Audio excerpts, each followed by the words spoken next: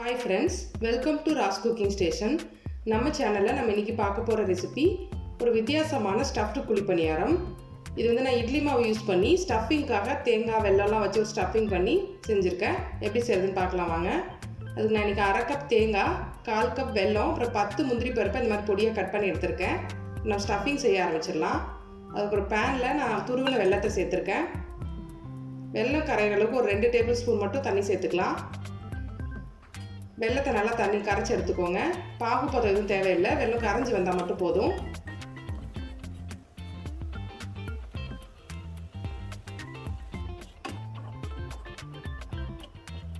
வெல்லம் நல்லா கரைஞ்சிருச்சு. இந்த ஸ்டேஜில் வெல்லத்தில் தூசி ஏதாவது இருக்குன்னா வடிகட்டி எடுத்துக்கோங்க.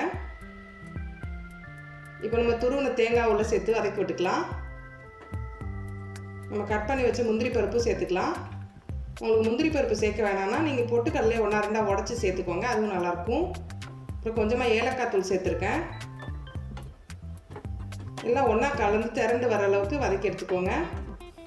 இந்தளவு எல்லாம் ஒன்றா சேர்ந்து வந்துருச்சு. இப்போ ஆற வச்சு இந்த மாதிரி குட்டி குட்டி உருண்டையாக உருட்டி எடுத்து வச்சுக்கலாம்.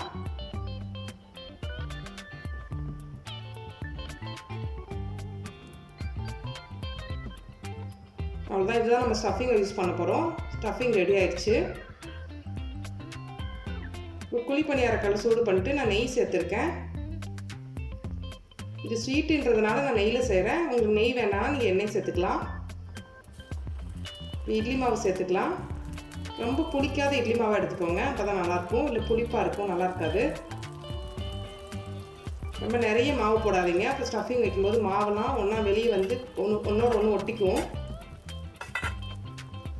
நம்ம செஞ்சு வச்ச ஸ்டஃபிங்கை உள்ளே சேர்த்துக்கலாம். இந்த மாதிரி ஒன்றா சேர்த்துக்கோங்க.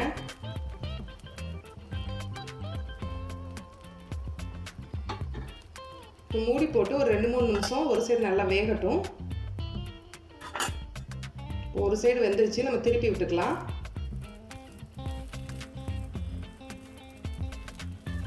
உங்களுக்கு இந்த மாதிரி ஸ்டஃபிங் தெரிய வேணாம்னு நினச்சிங்கன்னா நீங்கள் ஸ்டஃபிங் வச்ச அப்புறமா லைட்டாக இன்னும் கொஞ்சம் மாவு சேர்த்துக்கலாம். மேலே ஸ்டஃபிங் உள்ளே இருக்கும், வெளியே தெரியாது.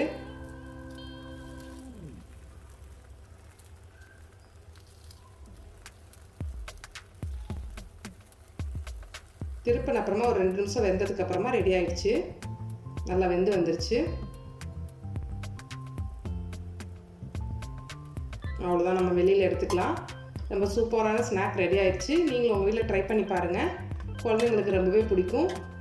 நம்ம சேனல் இப்போ தான் ஃபஸ்ட் டைம் பார்க்குறீங்கன்னா நம்ம சேனலுக்கு சப்ஸ்கிரைப் பண்ணிக்கோங்க. பக்கத்தில் இருக்க பெல் பட்டனையும் கிளிக் பண்ணிக்கோங்க. தேங்க்யூ.